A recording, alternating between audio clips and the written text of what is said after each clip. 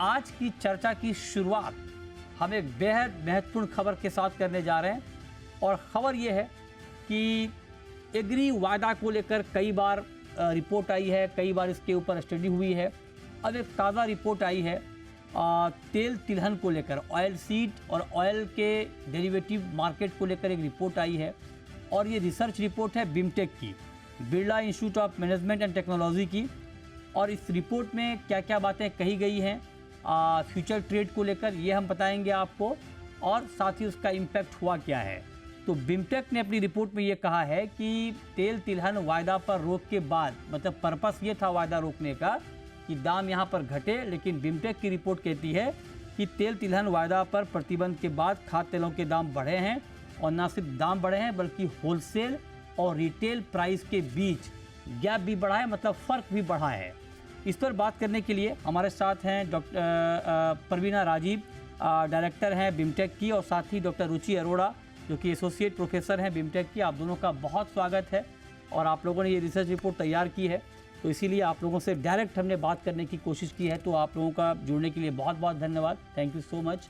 तो मेरा पहला सवाल परवीना जी आपसे होगा कि जब आपने ये रिसर्च किया कि क्या इम्पैक्ट हुआ है फ्यूचर बैन का, तो पहले तो आप हमें ये बताएं कि क्योंकि पर्पस ये था कि फ्यूचर बैन से मार्केट में अनावश्यक तेजी को रोका जा सकेगा, क्या ये पर्पस सॉल्व हुआ?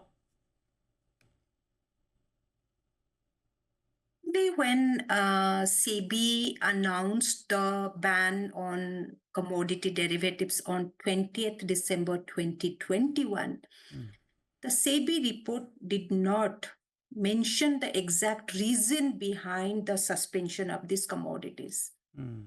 However, it is widely believed that the suspension of this commodity derivative contracts has been done to control or tame the price rise.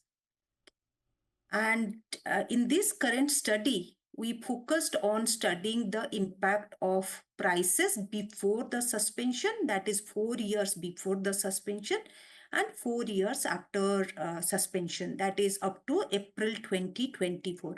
We have conducted the study starting from January 2016 till April 2024.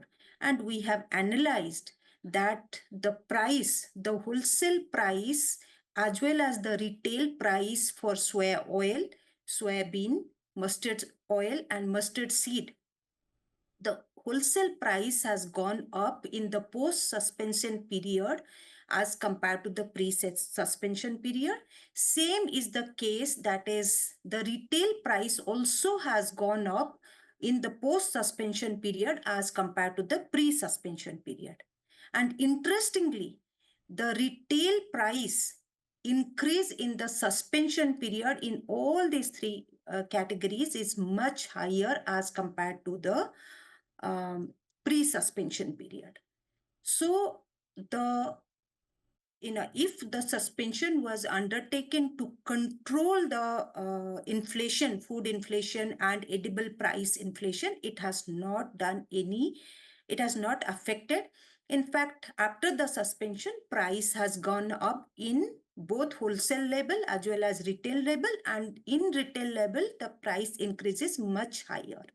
तो आप ये कह रही हैं कि suspension के बाद जो रिटेल और होलसेल दोनों मार्केट में एडिबल ऑयल के दाम बढ़े हैं, ये आपने अपनी रिसर्च रिपोर्ट में पाया है। लेकिन हमने मैम ये देखा है, ये बात आपकी, चूँकि अभी रिसेंटली दाम बढ़े हैं, लेकिन बहुत लंबे समय तक जब इन्फ्लेशन काफ़ी हाई था और जब बाकी कमोडिटीज़ के दाम बढ़ रहे थे, तो लंबे समय तक ऑयल का मार्केट स्थिर भी रहा, मतलब वहाँ पे कोई तेज़ी नहीं आई।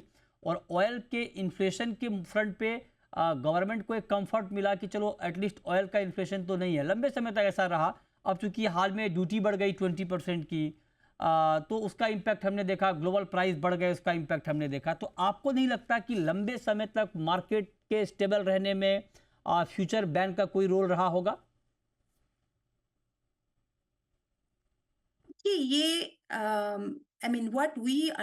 What we perceive is that the domestic price in edible oil is not governed by the supply demand issues in India. India is not a major producer of edible oil. we are importing oil in a market from all over the world. So India is a large consuming nation of edible oil. So whatever is happening globally has a far bigger impact than just suspension of commodity derivative trading. Okay, right. So commodity derivative trading in India, compared to whatever is happening all over the world, is a very, very insignificant proportion to affect prices in any significant manner. So yes, there could be some, some impact may have happened. In fact, I would like to also add, after the suspension, Government of India also brought in the limit on how much of edible oil could be held by wholesaler at different, supply chain. So that could have impacted the price for some time, but again, the price has gone up. So it is Right. not a 1 month or 2 month. Okay. From January 2022 to April 2024 and January 2016 to December 2021 prices we have analyzed. So even if Government of India is doing certain measures, it is bringing in some temporary respite, but it is not giving it is not leading to price decline in a significant manner over a long period of time. Okay. Hence, stopping or suspending commodity derivative is not the solution. In fact, अच्छा, there is ठीक है, तो आप a game called whack-a-mole. Right, right. तो आप ये कह रही हैं तो कि सस्पेंशन जो है वो कोई सॉल्यूशन नहीं है, ठीक है। अब डॉक्टर रुचि अरोड़ा जी, आप जरा बताएं कि आपने अपनी रिसर्च में क्या पाया, क्योंकि एक परसेप्शन है फ्यूचर मार्केट को लेकर, डेरिवेटिव मार्केट को लेकर, कि इसमें कई बार स्पेकुलेशन होता है और कई बार जो है वो स्पेकुलेशन की वजह से फंडामेंटल के अगेंस्ट कीमतों में तेज़ी मंदी आ जाती है। उसको देखते हुए ये कदम लिया गया ताकि मार्केट स्टेबल हो, अनावश्यक तेज़ी मंदी ना आए। क्या अपनी रिपोर्ट में आपको इस तरह की कोई बात दिखी?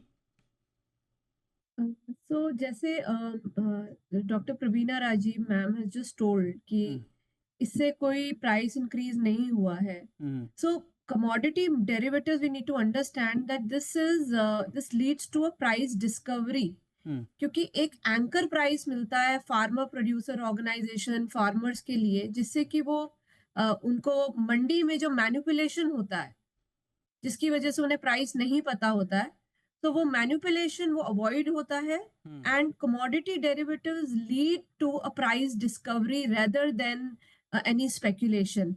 So in our report we have not found that any speculation or anything happened because of commodity derivatives. Rather, because of not having commodity derivatives, it leads to no price discovery. So जो एक anchor price मिलता है जिसमें hedging facility जिसे मिलती है farmer producer organisation companies को, वो मिसिंग रहेगी if the commodity derivatives are banned in such. तो आप कह रही हैं कि अगर कमोडिटी डेरिवेटिव नहीं है तो हेजिंग का प्लेटफॉर्म अवेलेबल नहीं होगा, तो उससे प्राइस डिस्कवरी नहीं हो पाएगी, मतलब कीमतों का अंदाजा नहीं लग पाएगा। लेकिन जो लोग फ्यूचर मार्केट के खिलाफ हैं, या खिलाफ मतलब जो लोग चाहते हैं कि फ्यूचर मार्केट ना हो, उनका तर्क ये है, उनका लॉजिक ये है कि फ्यूचर में बहुत लिमिटेड क्वांटिटी में ट्रेड होता है, तो एक पर्टिकुलर क्वांटिटी पूरे मार्केट के सप्लाई चेन को ड्राइव करता है, डिस्टर्ब करता है। मान लीजिए 1 लाख टन चने का अगर वॉल्यूम है एक्सचेंज पे, और अगर 100 लाख टन की कोई क्रॉप है, तो कुछ लोगों का तर्क कि वो 1 लाख टन का जो प्राइस है, फ्लक्चुएशन है, वो पूरे 100 लाख टन के प्राइस को इम्पैक्ट कर रहा है। इस वजह से कई बार वो कहते हैं कि अनावश्यक ऊपर नीचे मार्केट हो जाता है। आप एग्री करते हैं रुचि जी?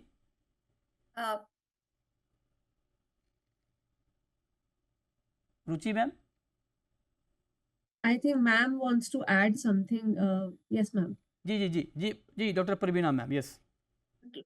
सो देखिए, एक मार्केट, मैं आपको एक हिस्टोरिकल एग्जांपल दे रही हूँ। जो हमारे ग्लोबल कमोडिटी एक्सचेंजेस जो है वो 1840-1860 से शुरू हुए हैं।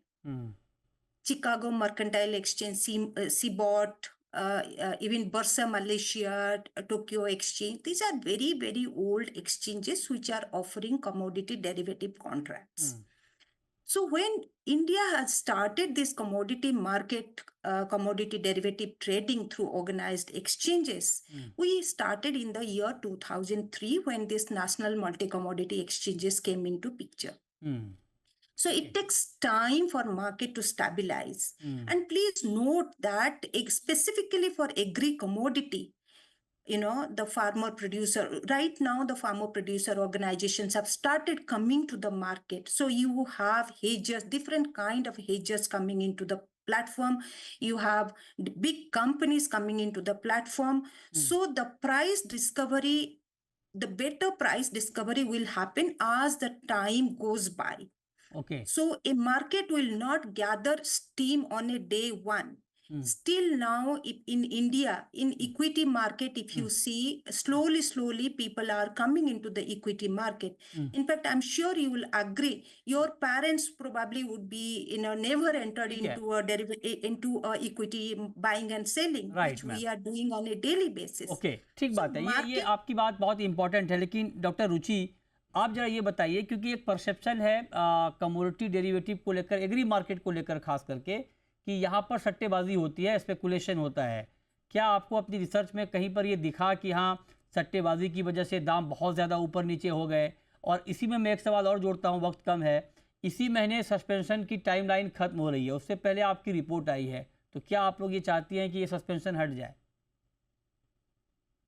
देखिए, हमें अपनी रिसर्च में we have not found any kind of speculation happening in the commodity market. Rather जब हमने फाइनेंशियल फार्मर प्रोड्यूसर ऑर्गेनाइजेशन के कई लोगों से बात करी या फार्मर से बात करी, जो उनके रिप्रेजेंटेटिव है उनसे बात करी, तो हमें ये पता लगा वो कितनी परेशानी में है, जिसकी बिकॉज जो मंडीज हैं वहां पे कितना मैनिपुलेशन है, उन्हें एक प्राइस नहीं मिल पाता। देयर आर ब्रोकर्स जो उन्हें एक तरह से चीट करते हैं प्राइस को लेकर, तो उन्हें करेक्ट प्राइस मिल नहीं पाता है, जिसकी वजह से farmers are suffering because of not having the commodity derivative in that particular commodity, let's say soybean या मस्टर्ड। तो वो ना होने से उनको वो प्राइस नहीं मिल पा रहा जो वो प्राइस हो सकता था, राइट, जो कि कमोडिटी डेरिवेटिव से उन्हें मिलेगा।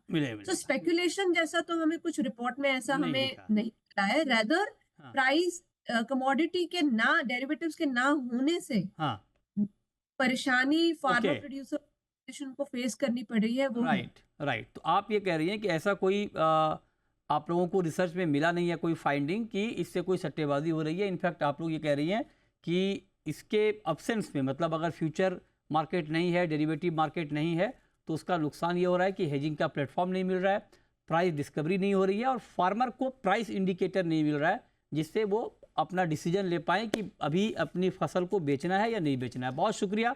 आगे हम और भी बात करेंगे आप लोगों से।